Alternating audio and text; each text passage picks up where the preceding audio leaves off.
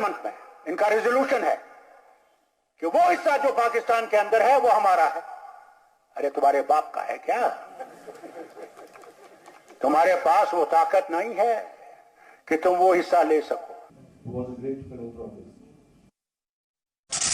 आप उसके खिलाफ कहना चाहते हैं, आप स्वतंत्र हैं, किंतु यह कहना कि दूसरे देश के साथ मिलकर हम अनुच्छेद 370 ले आएंगे, यह अपने आप में न केवल निंदनीय है, मगर सही मायने में कहा जाए तो यह देश विरोधी स्टेटमेंट है।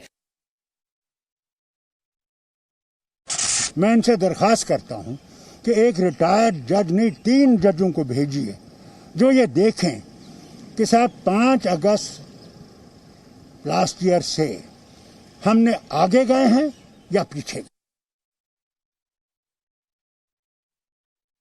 ये बेशरम लोग हैं, इनको चीन से समर्थन चाहिए। पाकिस्तान से पहले समर्थन लेते ही नहीं, उसका खाते ही नहीं, अब चीन का भी गाना गाएंगे।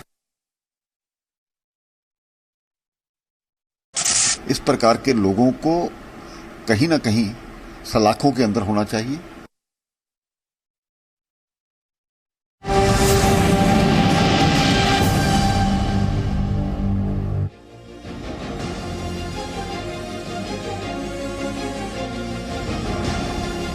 जी हाँ, अब चीन का अब्दुल्ला दीवाना, चीन पर अब्दुल्ला दीवाना कहते हैं कि दुश्मन का दुश्मन दोस्त होता है। पाकिस्तान दुश्मन, अब चीन दुश्मन, चीन के खिलाफ गुस्सा है। मतलब एक कहावत है ना कि दुश्मन का दुश्मन दोस्त होता है, तो क्या पाकिस्तान के बाद भारत से दुश्मनी निभाने वाले चीन को भी कुछ लोगों को अब चीन में अपना दोस्त नजर आ रहा है क्या? देखिए, सीमा विवाद पर आते हैं, पूरे देश में चीन के खिलाफ गुस्सा है। चीन के खिलाफ हर कोई बयान दे रहा है, चीन से बदले की बात की जा रही है। आज ही चुशूल में कोर कमांडरों की 7वीं दौर की बातचीत चल रही है। ऐसे में नेशनल कॉन्फ्रेंस के अध्यक्ष फारूक अब्दुल्ला का चीन को लेकर प्यार उमड़ा है। पाकिस्तान की पैरवी तो फारूक अब्दुल्ला साहब करते रहे, लेकिन अब उन्होंने 370 हटाने के लिए, मैं ध्यान से सुनिएगा जो बोलने जा रहा हूं, हैरान हो जाएंगे आप, 370 हटाने के लिए चीन से मदद की गुहार लगाई है फारूक अब्दुल्ला ने। उनको उम्मीद है, एक इंटरव्यू में फारूक अब्दुल्ला ने कहा कि 370 पर चीन जोर लगा दे तो उनका काम बन जाएगा। ये वही फारूक अब्दुल्ला है जो कहते रहे कि पीओके किसी के बाप का नहीं है। ये वही फारूक अब्दुल्ला है जो चैलेंज देते हैं कि लाल चौक पर कोई तिरंगा फहरा कर तो दिखाए। तो क्या फारूक अब्दुल्ला 370 की बहाली के लिए चीन को न्योता दे रहे हैं क्या? वो ये उम्मीद लगाए बैठे हैं कि 370 की बहाली के लिए अब चीन से हाथ मिलाना पड़ेगा। क्या 370 के लिए अपने देश से दुश्मनी और दुश्मन देश से दोस्ती क्या कबूल है? फारूक अब्दुल्ला की इसी सोच के साथ बहस को शुरू करते हैं। कुछ बड़े सवाल जो रहने वाले हैं उस पर एक बार जल्दी से नजर डाल लेते हैं। चीन की दीवानगी में अब्दुल्ला देश भूले, सबसे बड़ा सवाल। दूसरा बड़ा सवाल, नेशनल कॉन्फ्रेंस कहूं या एंटी नेशनल कॉन्फ्रेंस? तीसरा बड़ा सवाल, 370 वापस लाने की क्या यह अंतरराष्ट्रीय साजिश है? मतलब अपने देश से दुश्मनी कबूल है 370 के लिए? आप सोचिए, 370 विरोधियों को चीन पाकिस्तान की शह है। और पांचवा बड़ा सवाल, चीन धुन, राम धुन गाते हैं ना अब्दुल्ला साहब, तो कई बार आपने सुना होगा, आप चीन धुन गा रहे हैं, तो चीन धुन गाने वाला भारत का नेता कैसे? वो सांसद हैं, पूर्व मुख्यमंत्री रहे हैं। वो हमारे साथ इस गौरव भाटिया बीजेपी के राष्ट्रीय प्रवक्ता मेरे साथ जुड़ चुके हैं। मेरे साथ ललित अंबरदार कश्मीरी एक्टिविस्ट हैं, इफ्तिखार मिसगर, माजिद हैदरी साहब, आप सबका बहुत बहुत स्वागत है। सबसे पहले गौरव भाटिया, बीजेपी ने प्रेस कॉन्फ्रेंस की कहा कि यह देशद्रोही बयान है। मेरा सवाल, पहली बार है क्या?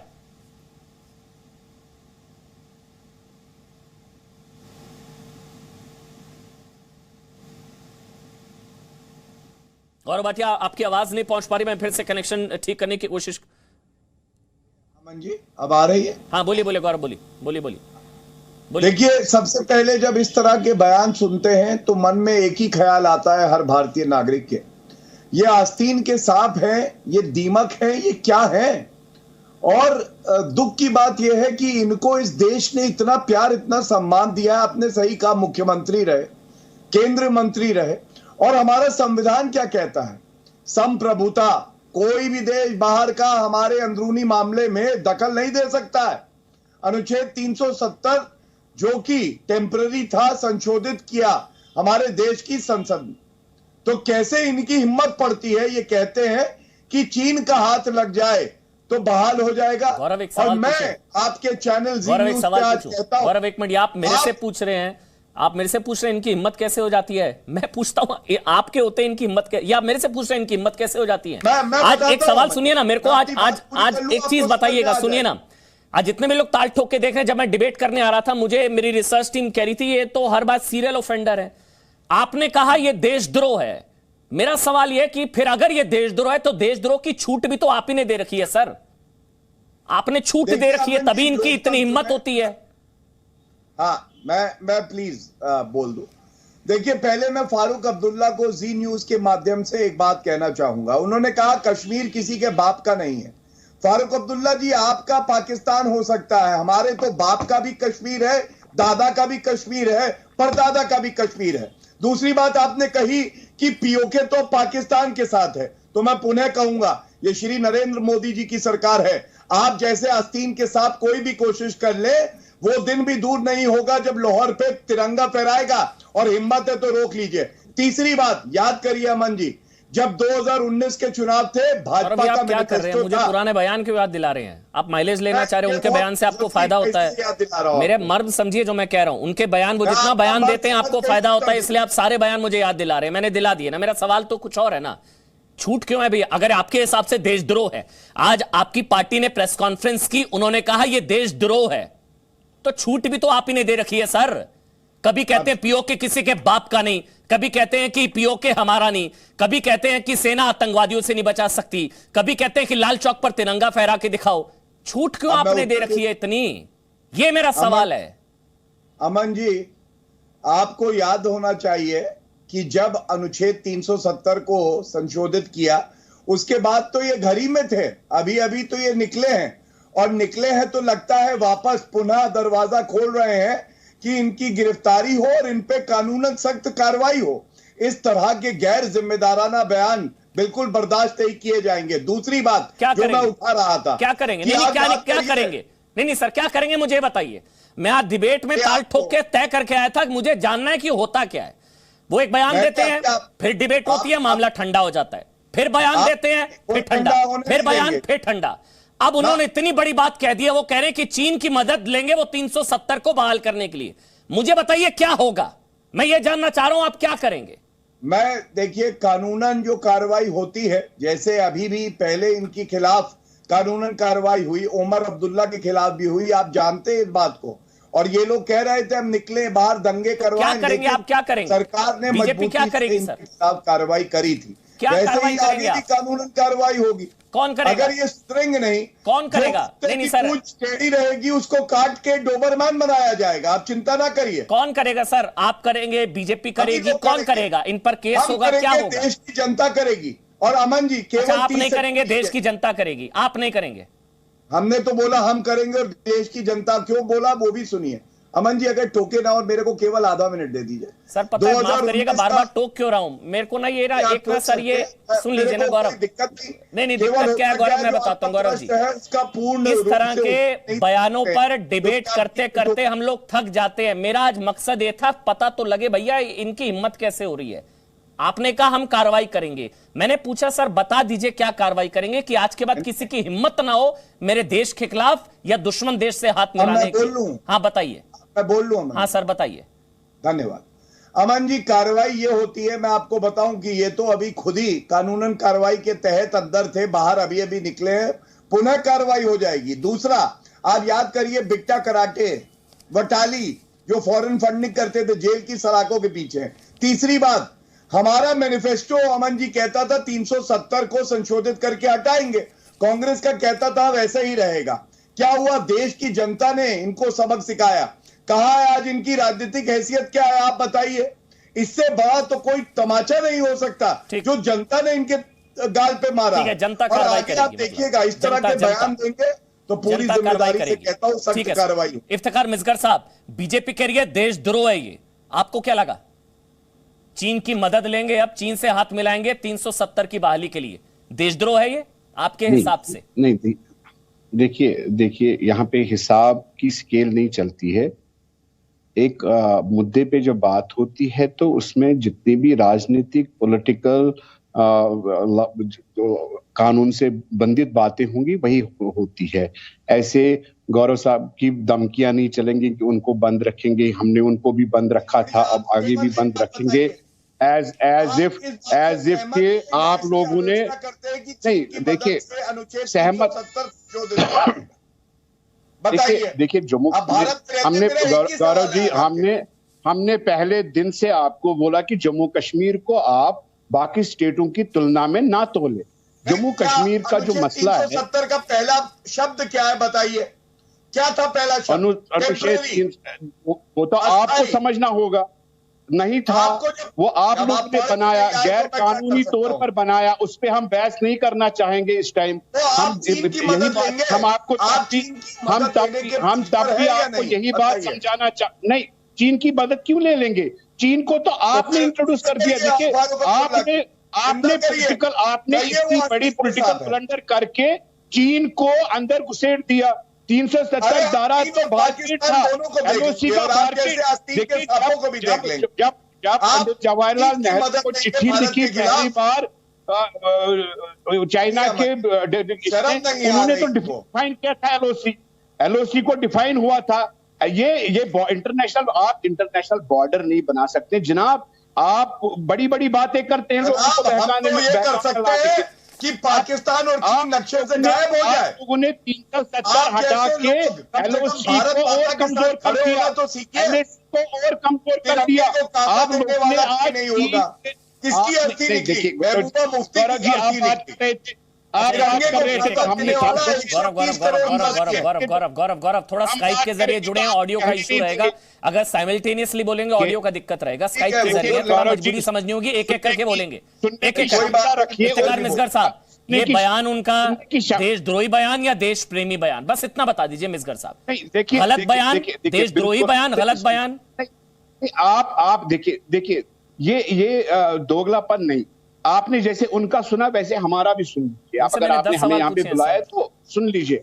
बीच में गौरव जी ने बात करनी नहीं थी। देखिए 370 जो था, 370 हम पहले दिन से आप बोल रहे थे कि 370 was a bridge between India and Kashmir, और वो ब्रिज को कमजोर नहीं उखेड़ दिया भारतीय जनता पार्टी ने। गैर कानूनी वो स्टेप उठा के जो चाइना भी आज हमारी स्टेट में मुदाखलत कर रहा है, पाकिस्तान तो कर ही रहा था। आज अगर इन्होंने बात करी, इनको मौका किसने दिया?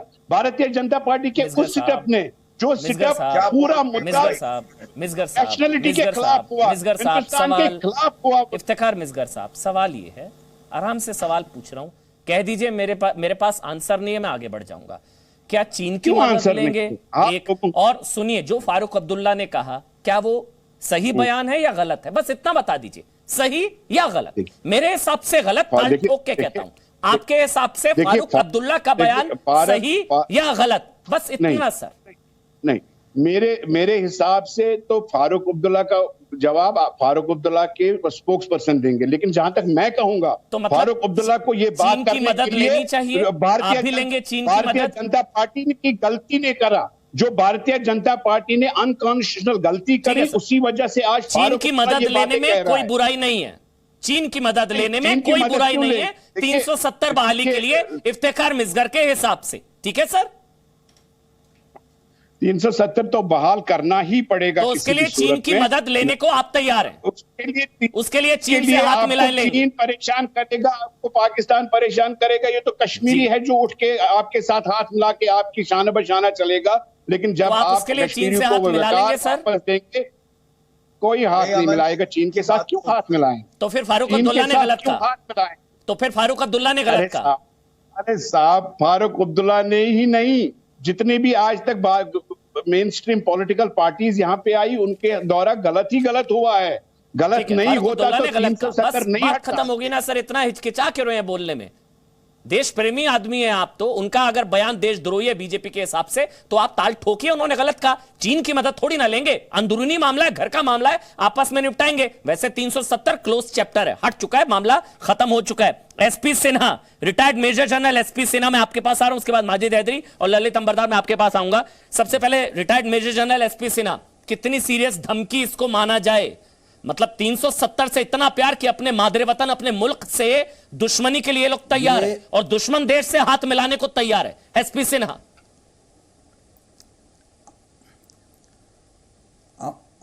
अमन, बहुत दुर्भाग्य की बात है कि एक व्यक्ति जो मिनिस्टर रह चुका है सेंट्रल गवर्नमेंट में, एक मुख्यमंत्री रह चुका है, वो इस तरह का वक्तव्य दे रहा है। ये राष्ट्रद्रोह है अमन, ये राष्ट्रद्रोह है, पहली बात। दूसरी बात जो मैं कहना चाहता हूं कि हमारे जो कानूनी व्यवस्था एकदम देशद्रोह है, एकदम देशद्रोह, इसमें कोई शक नहीं होना चाहिए, क्योंकि एक चीन हमारा दुश्मन है। दुश्मन देश के साथ उसके फेवर में बात करना ये राष्ट्रद्रोह है, दुश्मनी है देश के साथ। दूसरी बात जो मैं कहना चाहता हूं कि जो कानूनी व्यवस्था है, इंडियन पीनल कोड 121 जो कहता है वेजिंग और अटेम्प्टिंग टू वेज वॉर और abetting waging war against government of India, ये राष्ट्रद्रोह है। IPC 121, IPC 124 कहता है कि जो ये IPC 124 नॉन बिलेबल ऑफेंस है, सेडिशन की बात करता है। ये तो कानून है। क्यों इन लोग को सह मिलती है, क्यों इन लोग को हिम्मत मिलती है कि इस तरह का वक्तव्य देते हैं? क्योंकि वो जानते हैं कि इस तरह का वक्तव्य देंगे और इनको कुछ नहीं होगा। पहली बार अब हाँ, पहली बार तो नहीं है, बहुत बार। मेरे पास तो फारूक अब्दुल्ला के 40 स्टेटमेंट, मेरे पास फारूक अब्दुल्ला के 40 स्टेटमेंट्स हैं जो कि सब राष्ट्रद्रोह की बात करते हैं। बिगाड़ सकते आप लोग। आपने भी 2-3 स्टेटमेंट का मुख्य, मेरे पास 40 ताल ठोक के 40 के 50 भी होंगे, 100 भी होंगे, तो इसीलिए कुछ नहीं बिगाड़ सकता। वो तो बयान देते रहेंगे, हम डिबेट करते रहेंगे। तभी तो मैं गौरव से कह रहा, बताइए ना होगा क्या, सजा क्या?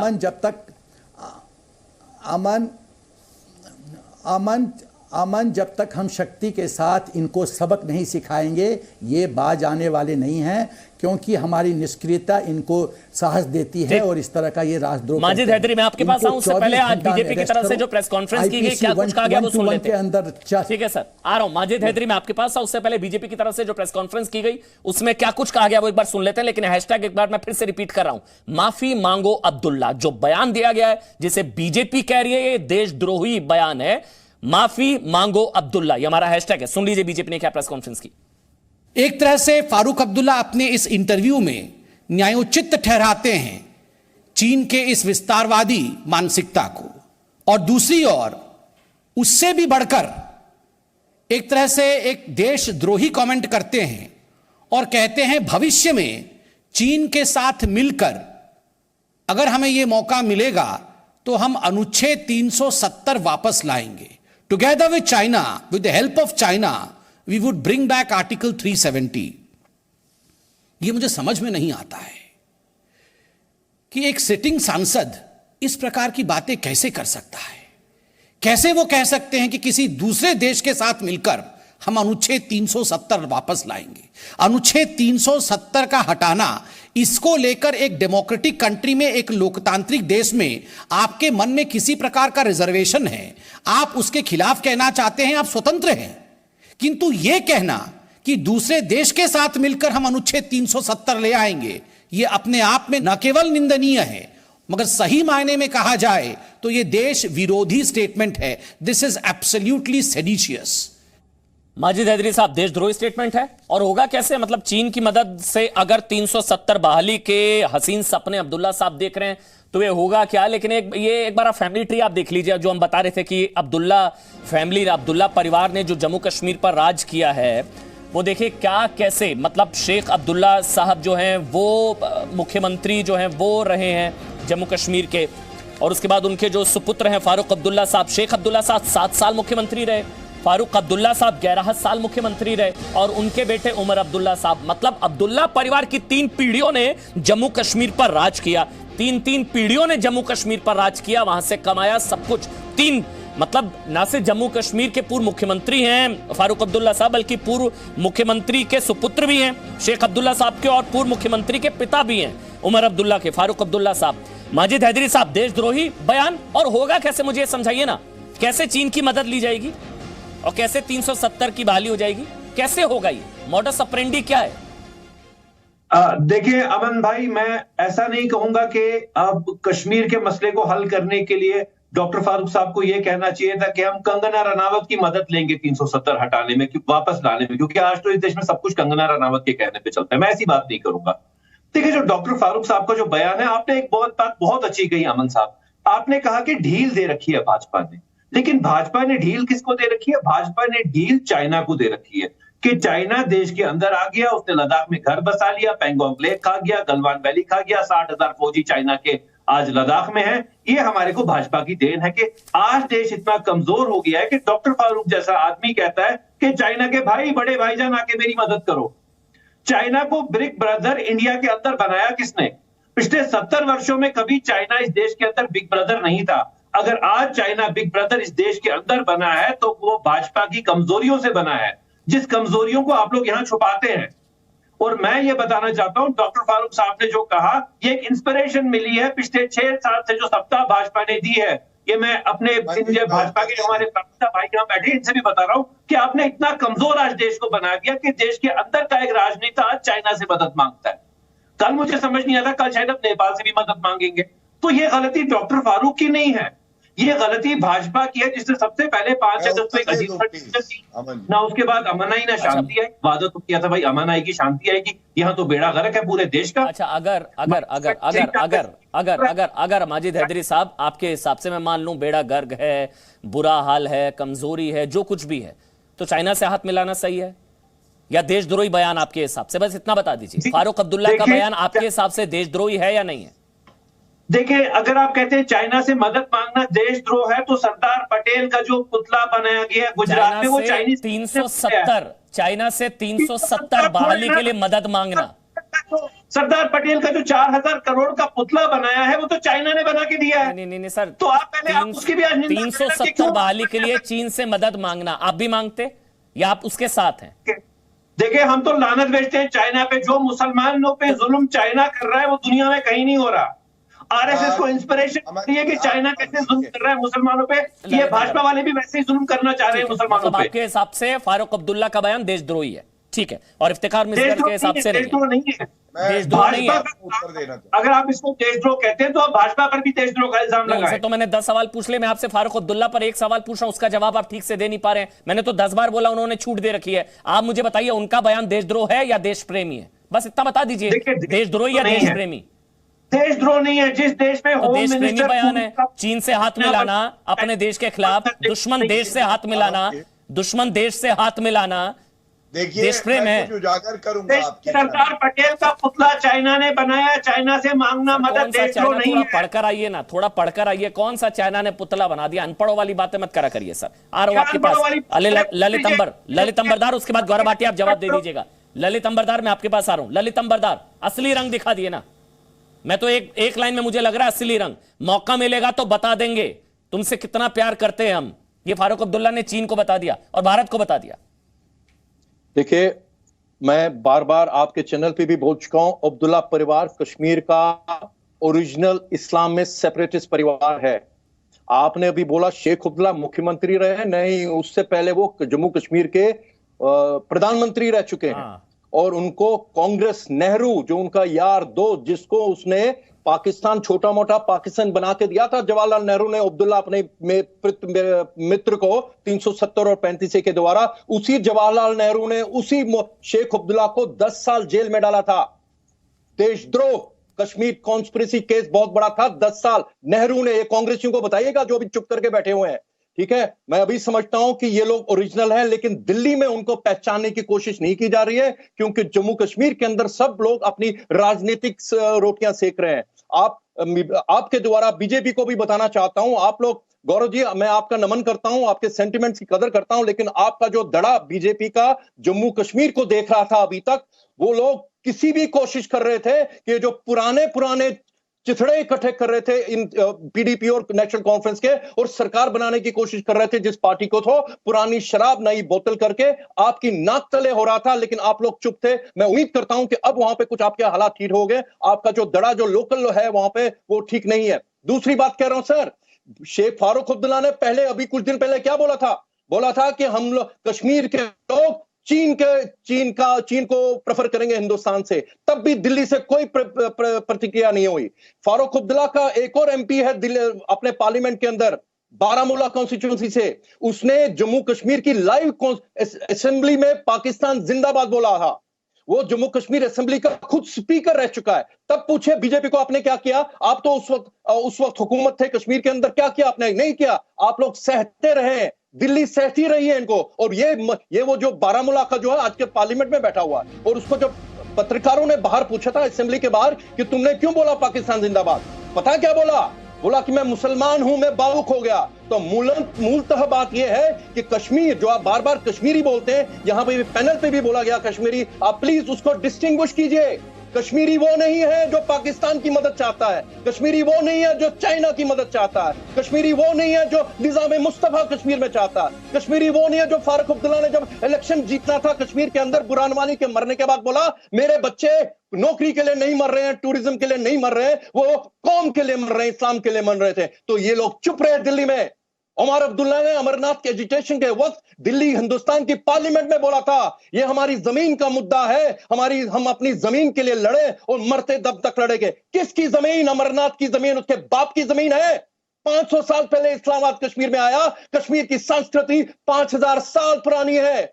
आपके द्वारा ये जो टटपुंजे बैठे हुए हैं ना, इनको बताइए कश्मीर के कंकर में शंकर है, कश्मीर के बिंदु बिंदु में गंगा जल है। और आप कहते हैं कि 370 की तरफ से वहां पे पुल बना था, 370 की वजह से कश्मीर के अंदर पाकिस्तान बना था, इसलिए आप लोगों को तकलीफ हो रही है अभी।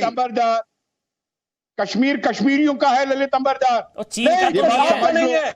जो लोग हिंदुस्तानी नहीं है वो कश्मीरी नहीं हो सकते। आप कश्मीरी इस्लामिस्ट हैं, आप कश्मीर में रह रहे, आप कश्मीर पे कब्जा क्यों होते हो? आप इस्लामिस्ट हैं, आप लेफ्टिनेंट फयाज नहीं है, आप राइफलमैन औरंगजेब नहीं है, आप बीएसपीओयू पंडित नहीं है, आप पाकिस्तान के जो यहाँ पे रहते हैं ये उन लोगों का है जिन लोगों ने आजादी के लिए खून बहाया है। ठीक है ऐसे नहीं समझ में आ रहा। एक मिनट आराम से आ रहा हूँ ललित अंबरदार, आ रहा हूँ आराम से, एक एक करके बोले। हाँ बोलिए इफ्तिखार मिसगर साहब। कश्मीर कश्मीरियों का भी है और हिंदुस्तानियों का भी है, नंबर 1। चीन से हाथ मिलाने वालों का तो नहीं है ना? चीन से हाथ मिलाने वालों का तो नहीं है ना? जब बिहार के लोग बिहार को अपना कहेंगे, दिल्ली वाले अपना, और हमें तो आपने ये भी रोक लगा के रखी है कि आप जम्मू कश्मीर को मत बोलो, जम्मू कश्मीर हमारा है। ये ललित अंबरदार का नहीं है, ललित अंबरदार कोई हक नहीं रखता है क्योंकि ये भगोड़ा है, ये भाग गया है यहाँ से, ये भाग गया है और ये भाग गया है मिलिटेंसी से पहले 1960s में भाग गया है। ये भगोड़ा है, ये जम्मू कश्मीर का रहने वाला नहीं है। ये अमरनाथ लैंड को बाप के लैंड की नहीं कह सकता। अमरनाथ हमारा है, अमरनाथ जमीन हमारी है। वो तेरा शाहमीर क्या के लेके आया था वहां से? शाहमीर अपने सिर पे लेके आया था कश्मीर? तुम्हारी पाकिस्तान के सर, आपको ये मानना पड़ेगा ये पाकिस्तान के ISI के हुक्म पे हो रहा है, बाजवा के हुक्म पे हो रहा है, जो फारूक अब्दुल्ला चाइना को इन्वॉल्व कर रहा है। राज तिरंगनी भी फैब्रिकेटेड बनाई तुम लोगों ने। राज तिरंगनी में जो निजाम मुस्तफा, आज तुम नंगे हो रहे हो, एक एक करके नंगे हो रहे हो और अपने आप को कश्मीरी बोलते हो। अरे तुमको जम्मू कश्मीर में सेकुलर मुसलमान हैं, हम लोग सूफीज्म में भरोसा रखते हैं, हम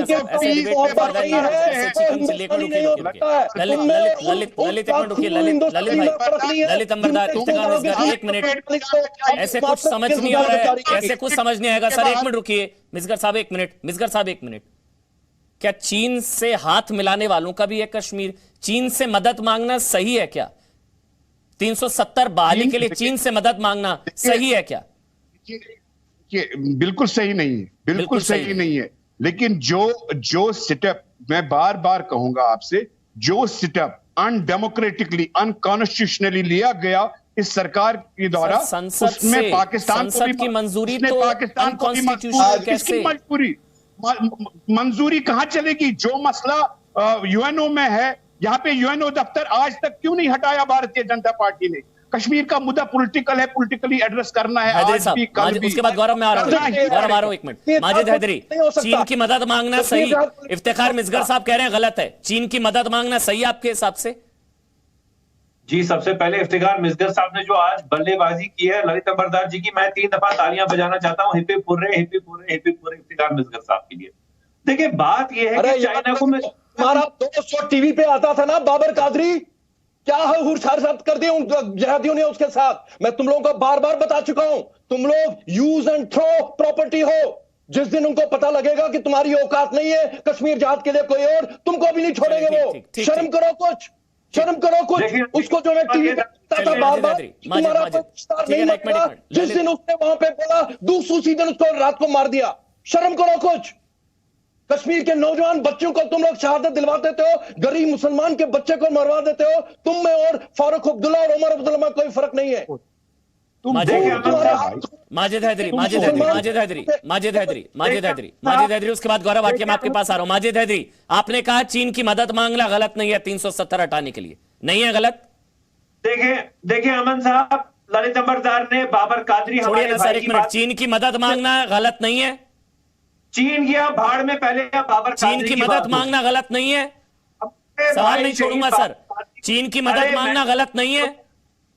किया, कब याद किया इन्होंने शहीद बाबर कादरी को? चीन की मदद मांगना गलत नहीं है? अरे सरकार जो जान बचा के, चीन की बात नहीं होगी इस मंच पे, मैं तो बात नहीं करूंगा ना मेरा भाई इफ्तिखार। तो फिर फारूक अब्दुल्ला ने जो बोला, बोलिए गलत बोला। जो फारूक अब्दुल्ला ने बोला, बोलिए गलत बोला। आज चीन की मदद मांग रहे हैं, कल तुर्की की मदद मांगेंगे।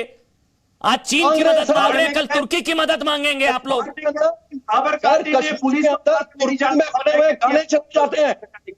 कादरी को आप लोगों ने सिक्योर नहीं किया, बाबर कादरी को सिक्योरिटी नहीं दे दी, किसी ने बात नहीं करी। मैं तो सिंपल आपसे पूछ रहा हूं ना, आज चीन की मदद मांग रहे हैं, कल तुर्की की मदद मांगेंगे। आज 370 के लिए मांग रहे हैं, कल आजादी के लिए मांगेंगे।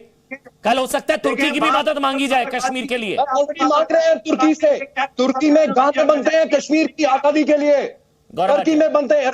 को गाने बना के बेचता हूं, बच्चों को सुनाते हैं। गौरव भाटिया, डर इसी चीज का है, आज चीन की मांग रहे हैं, कल तुर्की की भी मांगेंगे। हाँ अमन जी, आपके चैनल पे निहायत ही घटिया और देश के खिलाफ बयान दिए गए, तो मेरे को कुछ समय दीजिए। सबसे पहले कहा गया कि भाई कश्मीर कश्मीरियों का है, और आपने भी कहा उसके बाद अमन जी की कश्मीरियों का है और भारतीयों का है। मैं एक बात कहूंगा, कश्मीर भारतीयों का है, और जब कह दिया भारतीयों का है तो उसमें सब आ जाते हैं। कश्मीर कश्मीर जब हम कहते हैं ना कश्मीर का है तो उसमें सब आ जाते हैं। कश्मीर कश्मीर जब हम कहते हैं ना कश्मीरियों का है और भारतीयों का है तो हम अलग कर रहे हैं। इसलिए याद रखो, कश्मीर भारतीयों का है। दूसरी बात इन्होंने चुनौती दी थी, इन्होंने कहा अनुच्छेद 370 बहाल किया जाए, तो मैं भी डंके की चोट पे कहता हूं, जितना अपनी तरफ से प्रयत्न करना है कर लो, अनुच्छेद 370 बहाल नहीं होने वाला। देश की जनता और देश के संसद ने तय कर दिया है, चाहे पूरा लद्दाख हो, चाहे पूरा लद्दाख ही खोलो। आपने तो आधा लद्दाख खोया है, चाहे पूरा लद्दाख मिले। आपके बीच में बोला था मैं, बदतमीजी करेंगे, आप आतंकवादी हैं, आपके बीच में बोला था मैं, तमीज से मैं भी तमीज से ही बोल रहा हूं। क्या हालत है लद्दाख में? आप जरा बताइए लद्दाख में क्या हालत है? समय दे दूंगा आपको, हमने तो आपके लिए जान दे दी, आप हमसे समय ले लीजिए, हम देंगे, लेकिन बदतमीजी मत करिए। अब तीसरी बात, अमन जी इन्होंने कहा अनकॉन्स्टिट्यूशनल, मुझे नहीं पता इनको संविधान की कितनी समझ है। अनुच्छेद 370 टेम्पररी था, अस्थायी था। दूसरी बात, संसद में कानून पारित होते हैं, सही तरीके से पारित हुआ है। आपको परेशानी है, सर्वोच्च न्यायालय एक पिटीशन गई, सर्वोच्च न्यायालय ने स्टे नहीं किया। जब नहीं स्टे किया तो आप कौन होते हैं असंवैधानिक कहने वाले? चीन का और पाकिस्तान का न्यायालय नहीं तय करेगा, ये भारत का न्यायालय तय करेगा क्या संवैधानिक है क्या संवैधानिक नहीं है। और अंत में एक बात कह दूं, एक यहाँ पे पैनलिस्ट कह रहे थे भाग गए, अरे 3 लाख कश्मीरी पंडित भगाए गए, उनका भी कश्मीर उतना ही है जितना हर भारतीय का है। और शर्म की बात है कि वहां पे इस तरह की अजान में बातें बोली गई कि महिलाओं को छोड़ दीजिए, और उसके बाद आप चले जाओ कश्मीर से, और आप लोगों के मुंह में दही जम गई। हमारा भाई मारा गया औरंगजेब, आपके मुंह में दही जम गई। बुरहान वानी आपका भाई है, औरंगजेब हमारा भाई है। आप अजय पंडिता के मरने पे कुछ नहीं बोले, अरे वो हिंदुस्तानी था, मुस्लिम और हिंदू की बात नहीं है, भारतीय की बात है। जो गोली आपको आज अच्छी लगती है, सही कहा, बाबर कादरी से हमारे बहुत से ऐसे मामले हैं जहां पे हम सहमत नहीं थे, लेकिन उसको मार दिया, वो गोली खतरनाक है, उससे आप बच के रहिए। भारत की सेना के पीछे रहिए, वही मजबूत है, देश को मजबूत करेगी। इफ्तिखार मिसगर साहब, अब आप बोलिए, कोई बीच में नहीं बोलेगा। उसके बाद माजिद हैदरी, मैं आपके पास आ रहा हूं। एक मिनट एक करके बोलेंगे, अपनी टर्न पर बोलेंगे, जिसका नाम लूंगा वही बोलेगा, जिसका नाम लूंगा वही बोलेगा। इफ्तिखार मिसगर साहब, अब आप बोलिए, 370 से इतना क्या प्यार कि ये पाकिस्तान या चीन से हाथ मिलाने को तैयार, ये कैसे पॉसिबल हो सकता है सर?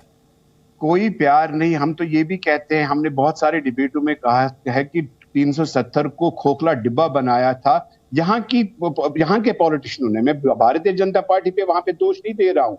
320 एक्ट नाफिज हुए थे यहाँ की सरकारों ने और कांग्रेस ने लगाए थे, लेकिन 370 का रहना हिंदुस्तान और कश्मीर के रिश्ते को मजबूत कर रहा था। ये गौरव जी मेरी बात को समझ नहीं रहे। हिंदुस्तान और कश्मीर क्या होता है? मेरे को आपत्ति है हिंदुस्तान, नहीं मुझे आपत्ति क्यों है? आप बोलेंगे हिंदुस्तान और दिल्ली के रिश्ते को मैं समझाऊंगा। सुनिए नहीं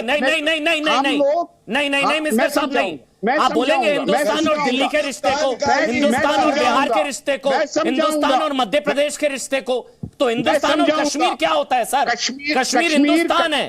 कश्मीर प्रिंसेसली स्टेट था, आजाद मुल्क था, हमने हाथ जोड़ा हिंदुस्तान के साथ, हम हिंदुस्तान के साथ मिल गए। 545 स्टेट थे और राजा हरि सिंह ने जो इंस्ट्रूमेंट ऑफ एक्सेशन साइन किया उसमें क्या ये लिखा था कि अलग से रहेगा?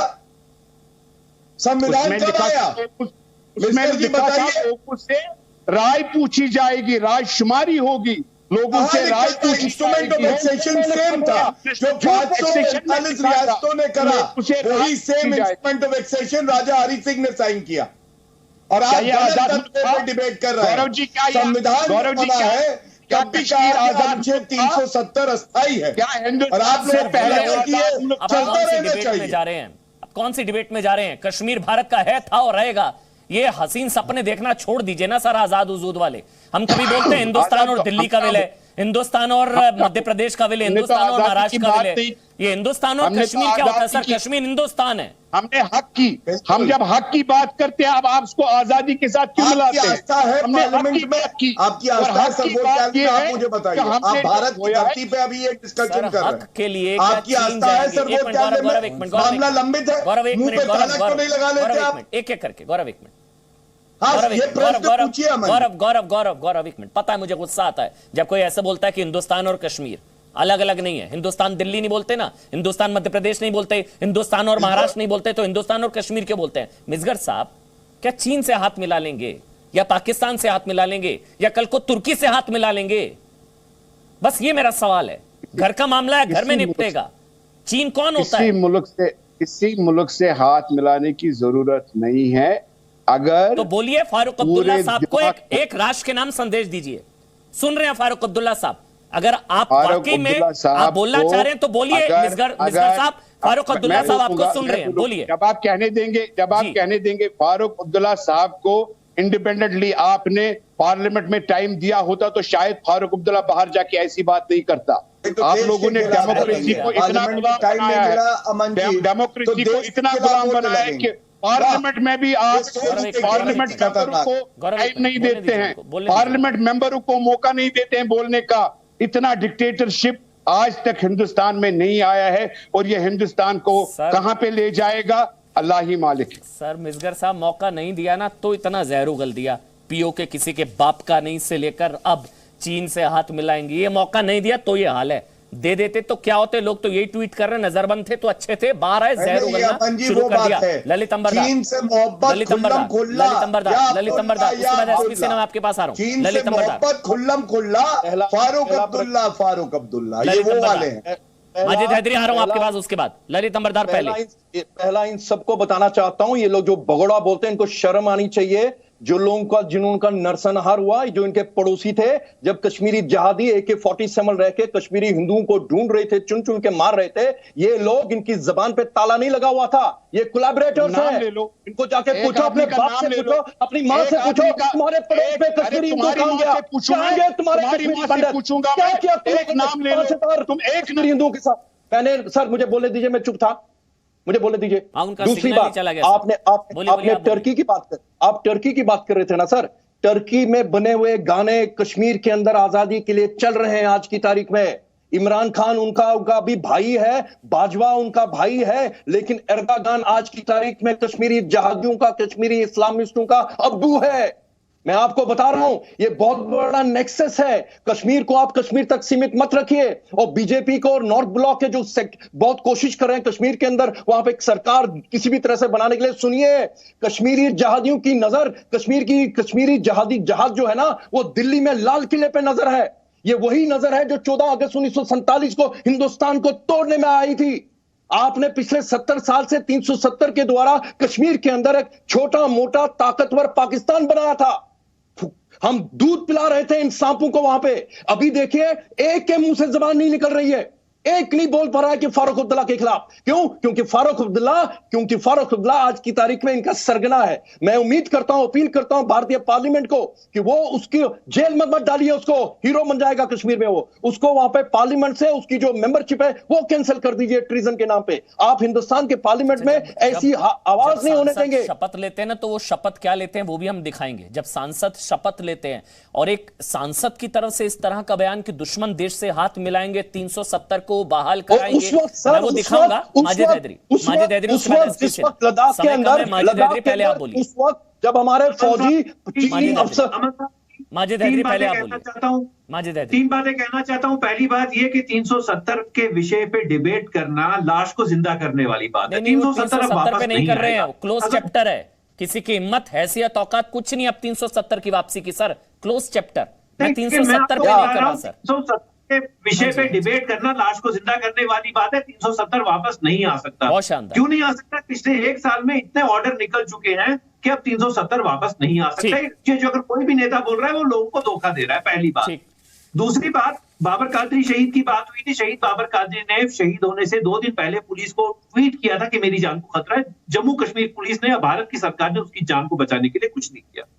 तीसरी चीज, जो हम यहाँ पर जिस विषय पर हम इस वक्त के बात कर रहे हैं, हमारे गौरव भाटिया जी ने बड़ी अच्छी बात कही कि पंडितों को निकाल दिया गया, भागे, क्या हुआ, बड़ी प्रॉब्लम हुई उनकी।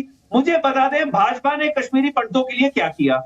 6 वर्षों से इनकी सरकार है, क्या किया? ये तो बोल रहे हैं हम अफगानिस्तान के हिंदुओं को लाके देश में बसाएंगे, लेकिन ये कश्मीरी पंडितों को कश्मीर में बसाएंगे। सर भगाए नहीं, नरसंहार हुआ था कश्मीरी पंडितों का। इस्लामिक जिहादी जो है ना, इस्लामिक जिहादी बंदूक की नोक पर उन्होंने जी लेकिन जी अब छोड़िए ना, मैं उसमें नहीं जाना चाह रहा। एसपी सिन्हा 30 सेकंड मुझे वाइंड अप करना है। एसपी सिन्हा 30 सेकंड मुझे वाइंड अप करना है। SP Sinha Aman ji sir. अमन ये अमन फारूक अब्दुल्ला चीफ मिनिस्टर थे 1990 में, और उनको डिस्को डांसर कहा जाता है। वो लंदन में डांस कर रहे थे जबकि पूरा जम्मू एंड कश्मीर में आग लगी हुई थी। मैं बोलता हूं कि इंडियन आर्मी को क्यों नहीं बुलाया गया जब हिंदुओं पे इतना अत्याचार हो रहा था? ये लोग खाली एक मेरा कश्मीर करते हैं। ये पाकिस्तान के एजेंट्स हैं, ये पाकिस्तान परस्ती करते हैं, ये पाकिस्तान को सपोर्ट करते हैं। इनके MLA Jammu and Kashmir assembly में प्रो पाकिस्तान स्लोगन लगाते हैं। इनको सबक सिखाने की जरूरत है। अमन, बहुत पानी चढ़ चुका है, ना के ऊपर जा चुका है, अब सीखने की जरूरत है। शुक्रिया आपका सिन्हा साहब, हैदरी साहब, मिसगर साहब, गौरव भाटिया। लेकिन जिस चीज का जिक्र अभी ललित अंबरदार कर रहे थे कि सांसद जो होता है ना, एक सांसद है, एक संवैधानिक पद है, सांसद है, चुने हुए सांसद हैं, पूर्व मुख्यमंत्री हैं। जब एक सांसद शपथ लेता है तो क्या शपथ लेता है वो आपको देखिए, वो कहता है कि मैं, समझ लीजिए फारूक अब्दुल्ला साहब शपथ ले रहे थे, जो लोकसभा का सदस्य निर्वाचित हुआ हूं या हुई हूं, सत्यनिष्ठा से प्रतिज्ञान करता हूं कि मैं विधि द्वारा स्थापित भारत के संविधान के प्रति सच्ची श्रद्धा, ध्यान से सुनिएगा शब्द, भारत के संविधान के प्रति सच्ची श्रद्धा और निष्ठा रखूंगा। भारत के संविधान के प्रति सच्ची श्रद्धा और निष्ठा रखूंगा। मैं भारत की संप्रभुता और अखंडता अक्षुण्ण रखूंगा तथा जिस पद को मैं ग्रहण करने वाला हूं, शब्द बहुत ध्यान से सुनिएगा, जब एक सांसद शपथ लेता है तो वो इन शब्दों को दोहराता है। जिस पद को मैं ग्रहण करने वाला हूं उसके कर्तव्यों का श्रद्धापूर्वक निर्वहन करूंगा। संविधान की शपथ ली जाती है। संविधान की शपथ लेने वाले, जब संविधान द्वारा पारित, संविधान द्वारा मंजूरी दिए गए एक कानून को पास कराया जाता है, 370 हटाया जाता है, तो फिर दुश्मन देश की मदद से उस चीज की बहाली की मांग करना, क्या यह संवैधानिक है? और सजा क्या? माफी मांगो अब्दुल्ला, ताल ठोक के देख रहे थे आप। Presenting B News app available on Google Play and App Store. Download it now.